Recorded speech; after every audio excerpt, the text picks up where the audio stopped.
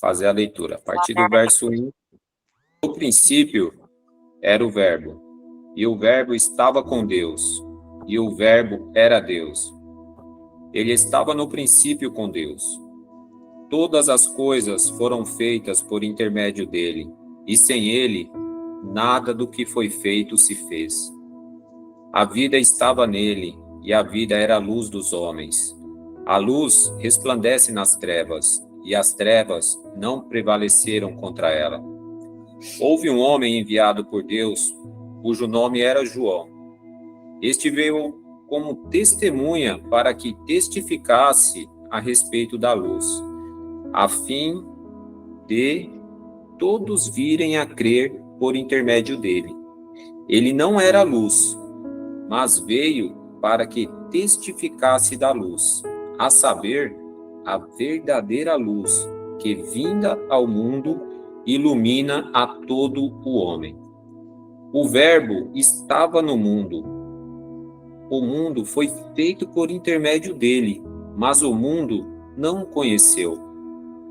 Veio para o que era seu, e os seus não o receberam. Mas a todos quanto receberam, deu-lhes o poder de serem feitos filhos de Deus, a saber, aos que creem no seu nome, os quais não nasceram do sangue, nem da vontade da carne, nem da vontade do homem, mas de Deus. E o Verbo se fez carne e habitou entre nós, cheio de graça e de verdade. E vimos a sua glória, glória como do unigênito do Pai. Até aqui, meus irmãos. Eu vou pedir aqui para minha pequena, a Belinha vai estar fazendo uma oração, uma breve oração, só para Deus abençoar a exortação da palavra. Belinha, pode orar. Senhor, obrigado por mais um dia. Abençoa o meu Pai com a ajuda do seu Espírito Santo, que ele possa trazer a palavra de um jeito que entre em nossos corações e faça diferença. Abençoa cada um que está aqui, que eles possam ouvir e praticar a palavra do Senhor. Em nome do Senhor Jesus, amém. Amém. Meus irmãos, é muita responsabilidade estar pregando a palavra de Deus. Mas vamos lá, com a força de Deus. O Evangelho, segundo João, na Bíblia, o Evangelho de Jesus Cristo, né? Evangelho, a palavra Evangelho, ela quer dizer boas novas, notícia boa. Então, essas boas novas de Jesus Cristo, elas foram registradas por 4 homens, né? Que é Mateus, Marcos, Lucas e João. Mateus, Marcos e Lucas são bem parecidos os relatos deles. É como se fosse uma biografia sobre a vida de Jesus. Lá vai contar o nascimento dele, o ministério, os milagres, quando ele foi crucificado e a sua ressurreição. E Mateus, o público-alvo dele era para os judeus. Marcos, os romanos. Lucas, os gentios. Agora, o Evangelho, segundo o relato de João, ele já foi direcionado para os crentes, para aqueles que já conheciam a Jesus. E o seu principal objetivo era mostrar a divindade de Jesus, mostrar que ele era o Messias, que ele era o Salvador, o Filho de Deus. Na época em que João viveu, como sabemos, foi ali no período do Império Romano. E os judeus, eles haviam sido conquistados pelos romanos. E tem uma curiosidade que vale ressaltar aqui, que quando os romanos dominavam alguma cidade, algum país, o que eles faziam? Eles incorporavam os seus costumes, a sua língua, a religião, nesse povo conquistado. E possivelmente, João escreveu este livro numa cidade era chamada de Éfeso. Hoje, atualmente, ela é a Turquia. E lá, o chamado helenismo, que é isso que eu falei, que o país que conquista o outro incorpora seus costumes, língua, religião, em cima daquele que foi conquistado. E lá em Éfeso, isso aí estava bem forte. Tanto é que o Novo Testamento ele foi escrito em grego. Comparado aos dias de hoje, o grego seria como se fosse o inglês. Por que eu estou contando esses fatos históricos aí? É por causa da cultura dos gregos, dos grandes filósofos da época, que discutiam, debatiam sobre o que era divino e o que era humano, o que era matéria. E eles discutiam lá que o divino era bom, era perfeito. Então ele não podia ter contato com o que era matéria, com o que era humano. E esse conceito já estava entrando nas igrejas e estava causando muitas dúvidas e gerando heresias. Heresia é uma falsa interpretação. E esse modo de interpretar estava colocando em xeque a divindade de Cristo. Por isso que João, ele logo no princípio, logo no começo, no primeiro verso, ele já dá uma resposta, né, sobre qualquer dúvida a respeito de Jesus. Então ele diz: no princípio era o Verbo, e o Verbo estava com Deus, e o Verbo era Deus. A palavra verbo, também em outras traduções, ela também é traduzida como palavra. No grego, ela é logos, significa autoexpressão, discurso divino. Então, João já responde logo de cara, ó, esse logos, esse verbo, ele é Jesus.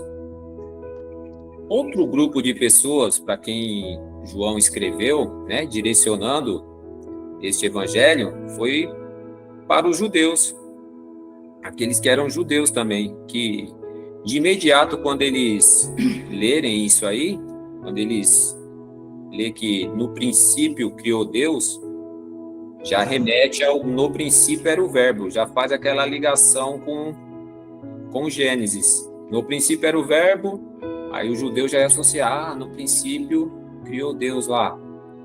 E assim, o judeu já vai concluir, Deus é Jesus. Mas como assim Deus é Jesus? Não. Deus e Jesus, eles são pessoas distintas. São pessoas distintas, porém da mesma essência, da mesma consubstância. Mas por enquanto vamos ficar por aqui. Isso aqui já entra na doutrina lá da Trindade e é um assunto um tanto quanto complexo, mas mais para frente a gente vai tratar disso aí. Vou trazer uns universitários, a gente vai tratar. Mas seguindo o texto. Todas as coisas foram criadas, feitas por intermédio dele, e sem ele, nada do que foi feito se fez. Mais uma vez, nós temos uma evidência clara da presença de Jesus na criação do mundo. Em Romanos 11:36 vai dizer: porque dele e por meio dele e para ele são todas as coisas. A ele, pois, a glória eternamente. Amém. E aqui, nesses versos, a gente consegue encontrar a resposta para uma pergunta que perdura há muito tempo, desde os grandes filósofos que discutiam sobre o propósito do homem. Qual que é o sentido da vida do homem aqui na Terra? E a palavra de Deus te responde: o propósito do homem na Terra é glorificar a Deus. Você pode procurar preencher esse vazio que está dentro do seu coração, esse anseio, com paixões dessa vida, como bebida, dinheiro, sexo, fama. Mas isso tudo são prazeres momentâneos. Porque quando sua vida findar, então esses prazeres também acabarão. E quando o seu caixão descer na sepultura, aí você terá que prestar conta por tudo que você fez. E aí? Como que está a sua vida? Você está levando uma vida, um estilo de vida que está glorificando a Deus? Aí você pergunta, glorificar como?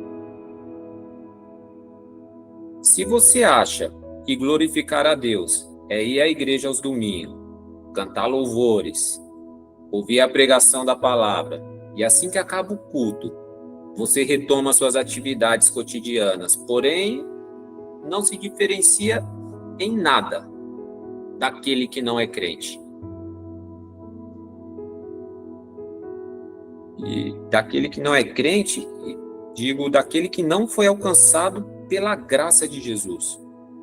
Você continua com o mesmo vocabulário, com as mesmas palavras ali que não edifica em nada, que não abençoa, não tem domínio próprio de suas emoções, das suas atitudes. Deixar um ponto aqui, que fique claro.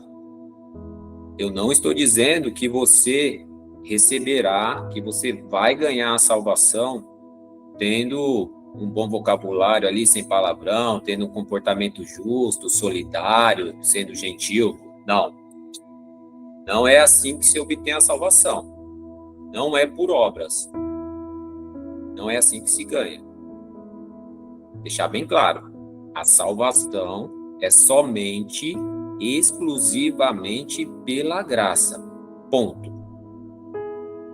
Nós praticamos boas obras e mudamos nosso jeito, comportamento, como um reflexo, como consequência, porque você reconhece que é um pecador e que recebeu a salvação através da graça, que é um favor imerecido. Não tinha como você conseguir, somente através de Jesus Cristo. Aí por isso que você pratica boas obras. Agora, voltando a falar de como glorificar, em relação ao linguajar, lá em Tito 2,8 tem uma recomendação para os jovens, mas pode ser estendida a todos nós. Lá diz que devemos ter linguagem sadia e irrepreensível, para que o adversário seja envergonhado, não tendo indignidade nenhuma que dizer a nosso respeito. Em Salmos vai dizer também, bem-aventurado o homem que não se assenta na roda dos escarnecedores. Veja que é a palavra de Deus que nos orienta como proceder em nosso falar. E fazendo assim, estaremos glorificando a Deus. Em Romanos, capítulo 6, verso 12 e 13, também vai falar, não reine, portanto, o pecado em nosso corpo mortal, de maneira que obedeçais às suas paixões. Não ofereçais cada um os membros do corpo ao pecado, como instrumento de iniquidade, que é pecado.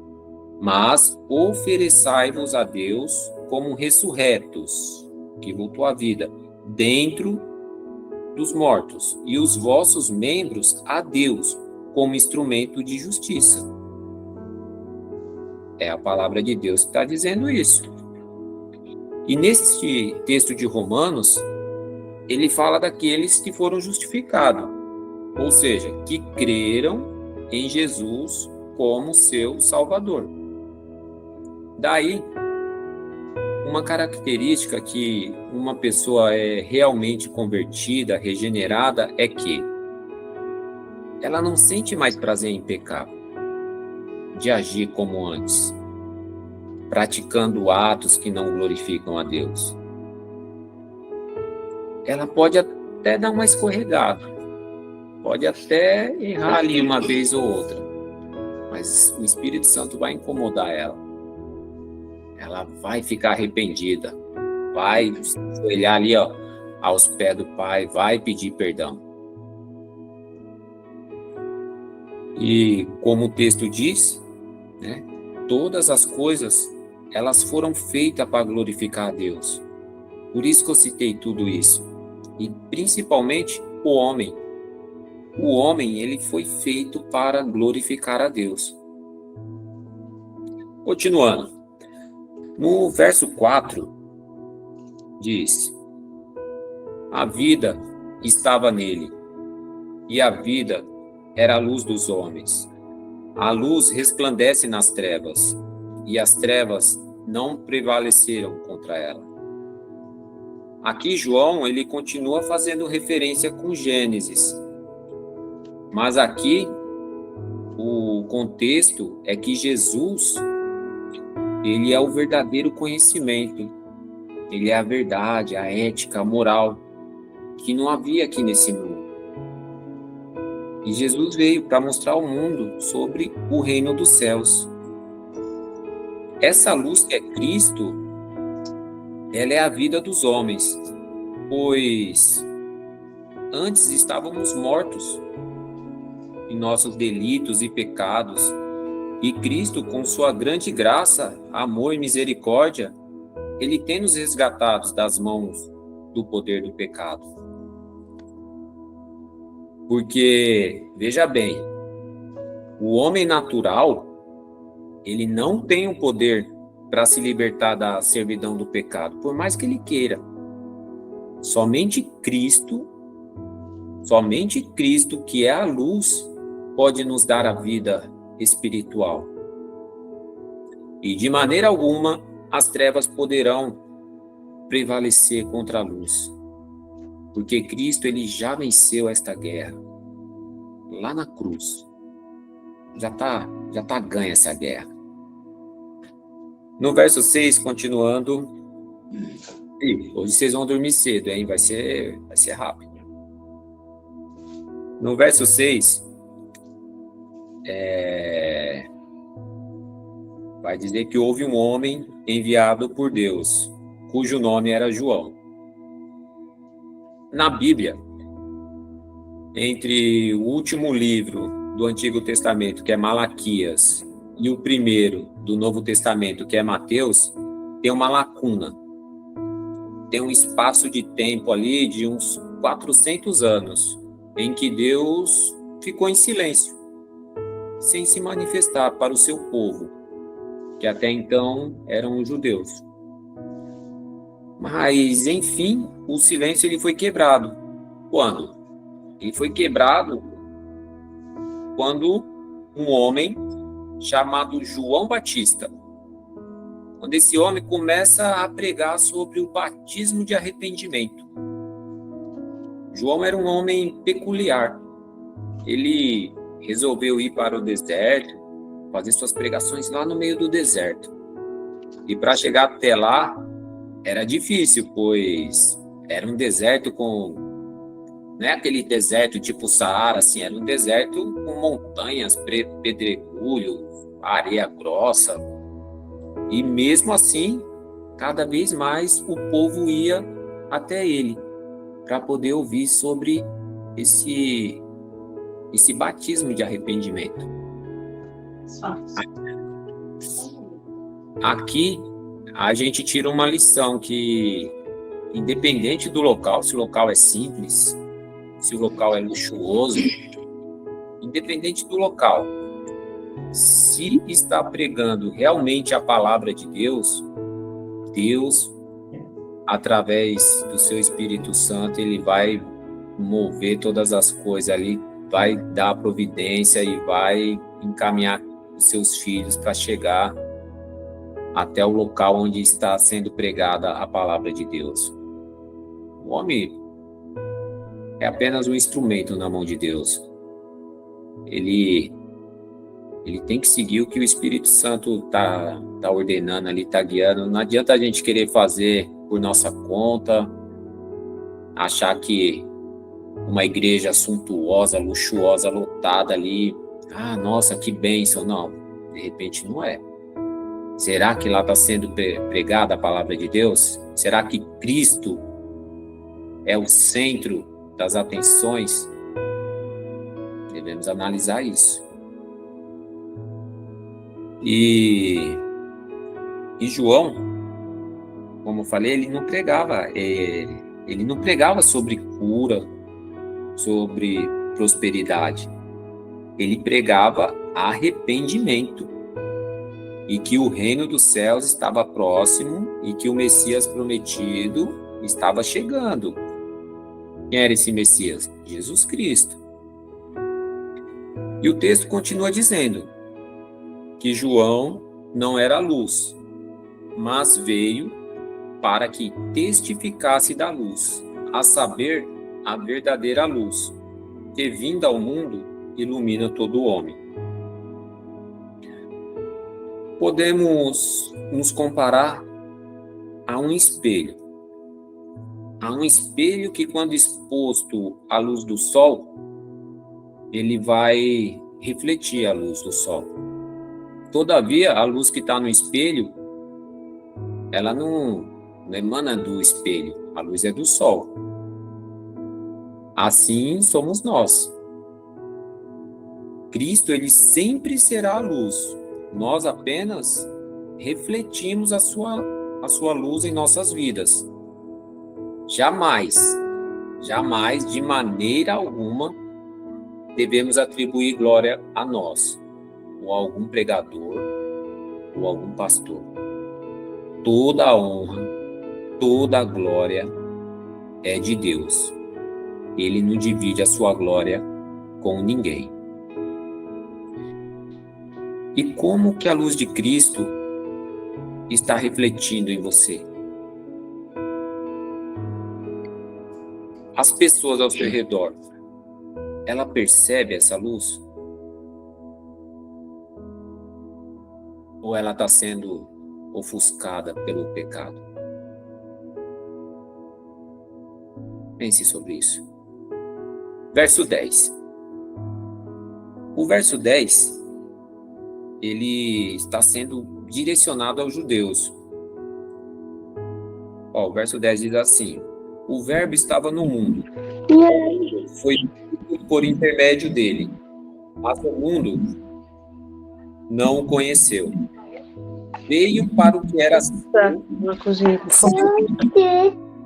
não reconheceram. Os seus aqui está se referindo aos judeus, que judeus vê que Jesus Cristo veio para os judeus, porém os judeus não reconheceram. E como o seu povo, os judeus o rejeitaram, então a graça de Jesus Cristo ela foi aberta. Aí a gente se beneficiou com isso, porque aí a graça foi aberta, foi estendida para todos aqueles que creem no nome de Jesus Cristo. E aí ele se torna um filho de Deus. Veja, nem todos são filhos de Deus. Isso pode até parecer uma certa pretensão, exclusivismo, mas é exatamente isso que a Bíblia diz. Todos somos criaturas de Deus, criação dele. Porém, estamos mortos espiritualmente devido ao pecado de Adão, lá no Jardim do Éden. Como estamos mortos espiritualmente, não tem como a gente escolher Jesus por conta própria. Não dá. Se a gente está morto no pecado,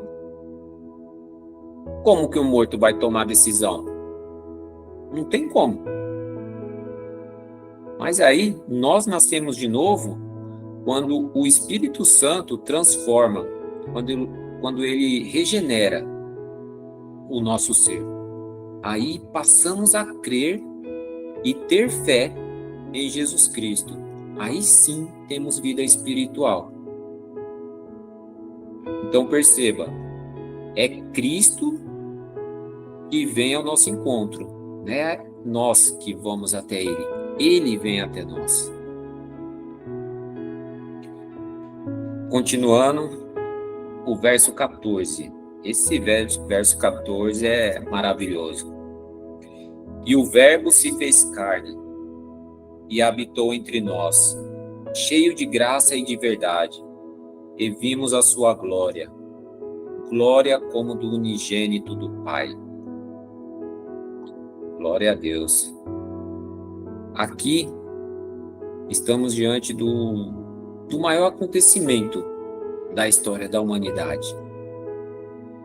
Jesus, através de uma obra sobrenatural do Espírito Santo, fez com que uma mulher chamada Maria, todos conhecem a história, que ela tivesse o privilégio de gerar em seu ventre a gestação virginal daquele que é o cumprimento de todas as profecias do Antigo Testamento, desde o Gênesis, que já foi prometido.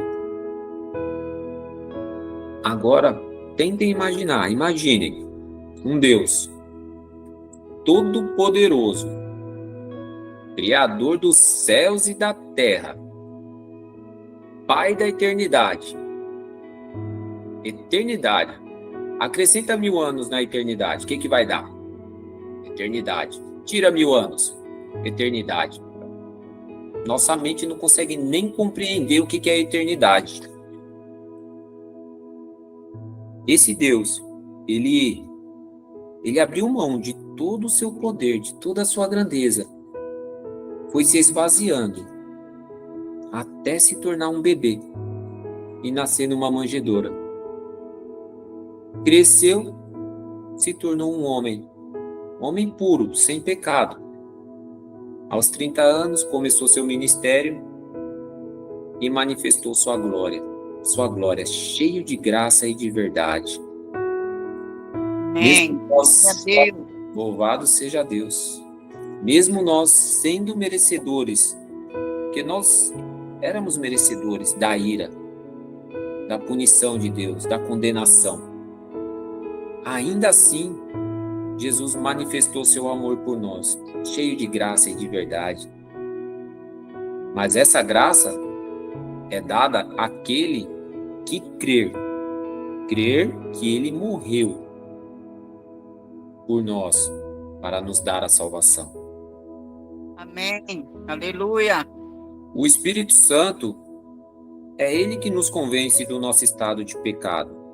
Porém, isso não nos isenta de nossas responsabilidades em tomar decisões. E seguir a Cristo é uma decisão contínua. É você crucificar a sua carne constantemente. Você tem que abrir mão dos seus desejos carnais. Esses desejos é tudo passageiro e leva à morte espiritual. Você tem que se posicionar. Como? Se posiciona, meu irmão. Sou um seguidor de Cristo. Ele é meu mestre. A minha vida está em suas mãos. É tempo de decisão. Como foi pregado em nosso último encontro, a pastora Claudinha pregou sobre a Páscoa e como ela apontava para Cristo e como toda a Bíblia aponta para Cristo.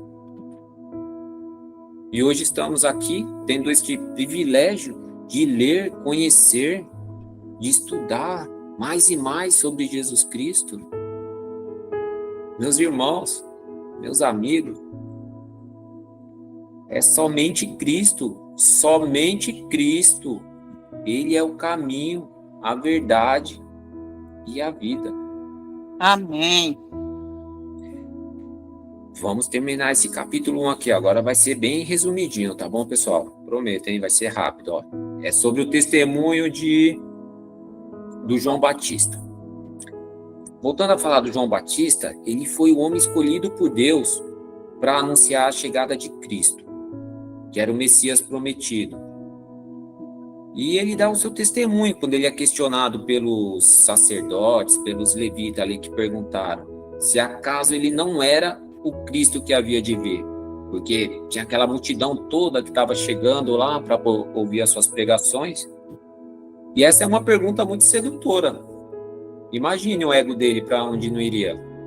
Imagine o meu ego para onde não iria. Os sacerdotes dizendo, você não o Cristo que haveria de vir? Mas aí João Batista, ele responde, né, com uma passagem no livro de Isaías, que diz que ele é a voz que clama no deserto. Ou seja, é a voz que anunciaria uma palavra de arrependimento e juízo, e assim preparando o caminho para Cristo. Glória a Deus. E do verso 29 até o 34, também de forma resumida, meus irmãos, João, ele diz que Jesus Cristo, ele é o Cordeiro de Deus, o homem sem pecado que iria morrer para pagar o preço pelo meu e pelo seu pecado diante de Deus e restaurar o relacionamento entre Deus e o homem. E quando Jesus estava sendo batizado, uma pomba branca desceu e pousou sobre sua cabeça. Essa pomba representava o Espírito Santo. Lá em Lucas, vai dizer que quando Jesus era batizado, enquanto ele orava, o céu se abriu e o Espírito Santo, em forma corpórea de uma pomba, desceu e pousou sobre sua cabeça. E uma voz dos céus disse: Eis meu filho amado, em quem me agrado. Glória a Deus. E, para encerrar, depois vocês leem, tá? Eu não li todo o capítulo 1 aqui para não tomar muito tempo, porque ele tem, deixa eu ver aqui, são 51 versos, tá bom? Eu li até o 14 aqui de início, porque os versos mais maravilhosos, tá? Aí depois aqui narra toda a história de João Batista, o batismo, tá bom? Aí do verso 35 ao 51, Jesus começa o seu recrutamento de seus discípulos, onde ele começa por André, João, Pedro, Filipe e Natanael. O Filipe, quando ele encontra com Natanael, ele diz que encontrou o Messias. Aí o Natanael desdenhou, Aí disse, falou: de Nazaré pode sair alguma coisa boa? Aí a surpresa de Natanael foi que, quando ele se aproximou de Jesus, aí Jesus disse: Eis um verdadeiro israelita, em quem não existe fingimento nenhum. Provavelmente ele era do tipo que falava com tanta sinceridade e honestidade que não se importava com o julgamento. Aí Jesus continuou dizendo: Antes de Felipe chamá-lo, eu já tinha visto você debaixo da figueira. Por isso, você creu. E Jesus continua: Você crê porque falei que tinha visto debaixo da figueira? Pois você verá coisas maiores do que esta. Concluindo agora, meus irmãos, para encerrar, hoje não vemos Jesus Cristo fisicamente, mas ele nos deu o Espírito Santo para nos consolar, para nos convencer que somos pecadores, fracos, e que necessitamos de um Salvador, que é Ele, que é Cristo.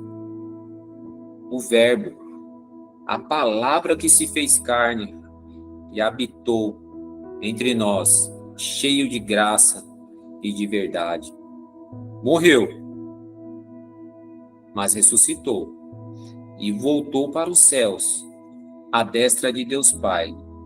E um dia ele voltará para buscar todos aqueles que creram em seu nome. Deus abençoe a todos.